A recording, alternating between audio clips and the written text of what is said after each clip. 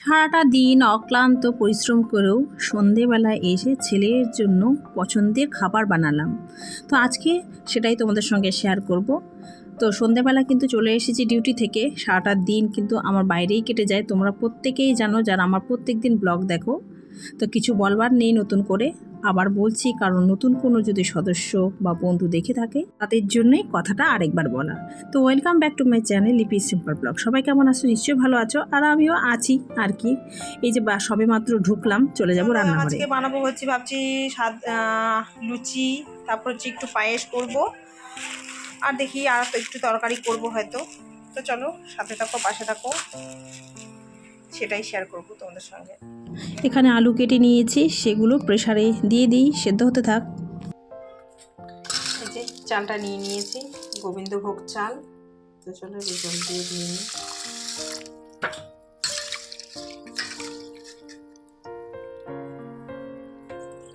দুধটা ঢেলে নিচ্ছি পায়েসের জন্য, 1 কিলো দুধ নিয়ে এসেছি।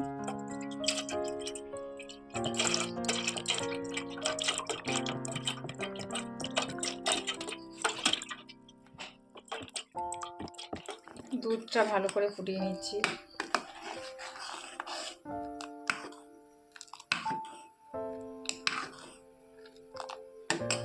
এদিকে প্রেসার কুকারে আলু সিদ্ধ বসিয়েছি, আর এদিকে হচ্ছে পায়েসটা করে নিচ্ছি।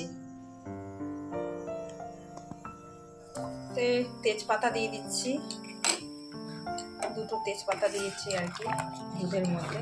তখন চালটা দিয়ে দিব, থাকবে। তো এই যে দুধটা হয়ে গেছে, চালটা দিয়ে দিচ্ছি একটু ঘি দিয়ে মেখে।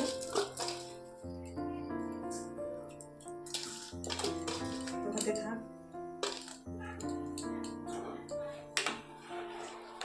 এটা আস্তে আস্তে হতে থাক।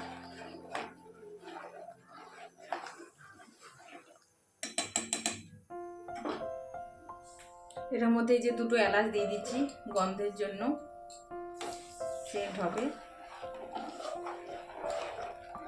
মাঝে মধ্যে নাড়িয়ে দিচ্ছি আর কি। তো এদিকে হতে থাক, ততক্ষণ আমি হচ্ছে আটাটা মেখে নিই। আটাটা মেখে রেখে দিব, তাহলে নরম থাকবে।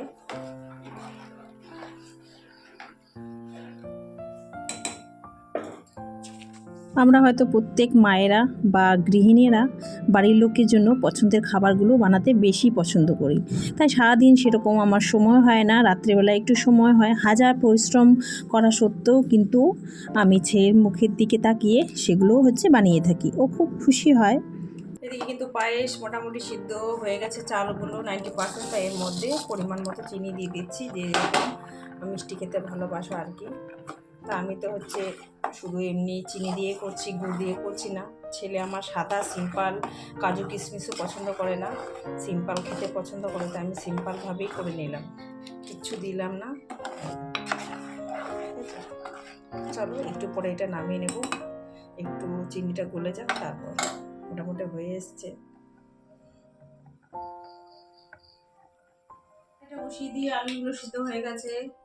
5 ফোড়ন আর শুকনো লঙ্কা দিয়ে দিলাম, আর এর মধ্যে দিয়ে দিচ্ছি তেজপাতা,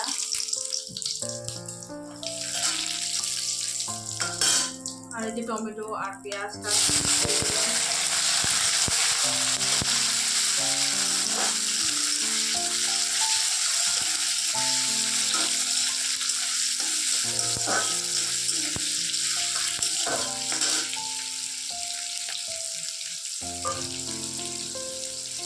আর এদিকে যে দেখো আলুগুলো ছুলে নিয়েছি।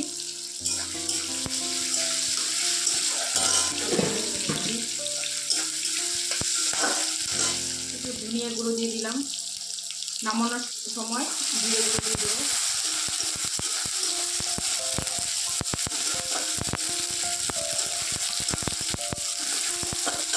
একটু চিনি দিয়ে দিলাম।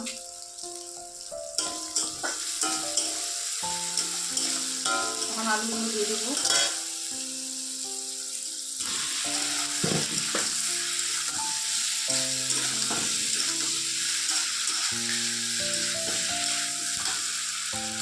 দিয়ে দিচ্ছি স্বাদ মতো লবণ,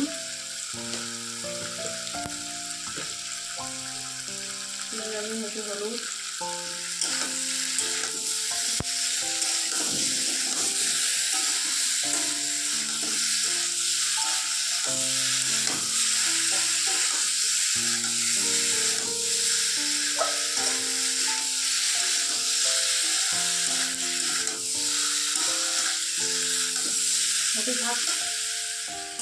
এদিকে আলুটা ভাজা ভাজা হয়ে গেছে। আলু দিকে জল বসিয়ে দিয়েছি, গরম জল। চলো গরম জলটা এর মধ্যে ঢুকে দিয়ে যাচ্ছি। এর মধ্যে গরম জল হয়ে গেছে।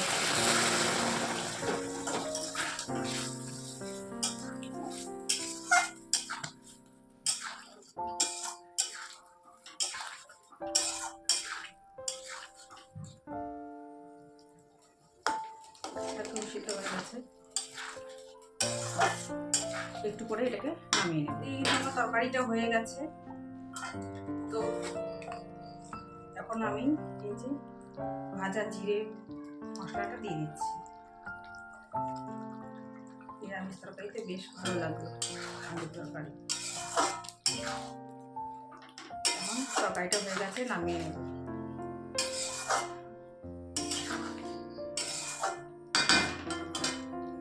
আমার আলুর তরকারি কিন্তু ডান। এই যে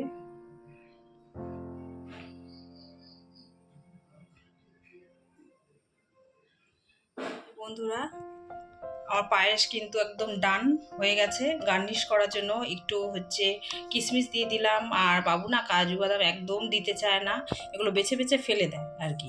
তাই না কাজু আর কিশমিশ এরকম আনিনি, আর কিশমিশটা ছিল তাই এর মধ্যে দিয়ে দিলাম। এই যে একদম সিম্পলভাবে রান্না করলাম। আজকে ডিনারটা তোমাদের সঙ্গে একটু শেয়ার করলাম আর কি। এদিকে কড়াই বসিয়ে দিয়েছি, আর দেখো এখানে বেলে বেলে রেখে দিয়েছি, সুবিধে হবে ভাজতে।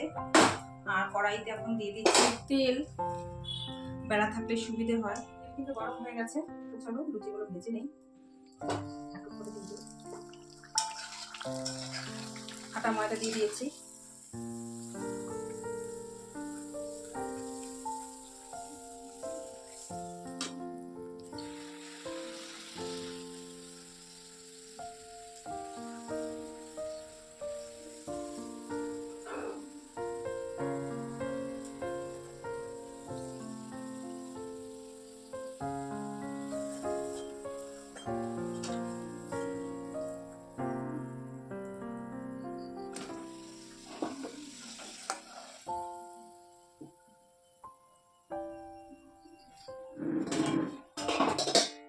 সত্যি কথা বলতে প্রত্যেক দিন তা আর পছন্দের খাবার বানানো হয় না, মাঝে মধ্যে চেষ্টা করি ওর মুখে হাসি ফোটানোর। ও দেখেই তো খুব পছন্দ, আর আজকে কিন্তু ওর রাত্রের ডিনার জমে যাবে, তাই মাঝে মধ্যে না একটু করে দিই আর কি। তার সাথে কিন্তু আমাদেরও হয়ে যায়। যতই পরিশ্রম হোক না কেন সেটাকে কিন্তু দৌড়ে সরিয়ে চলে আসি পছন্দের খাবার বানাতে। প্রত্যেক দিন যেন ব্যস্ততার মধ্যেই কাটে, এই ব্যস্ততা আর কোনো দিন শেষও হবে না, তাই এর মধ্যেই চলতে হবে, এর মধ্যেই চলার চেষ্টা করি।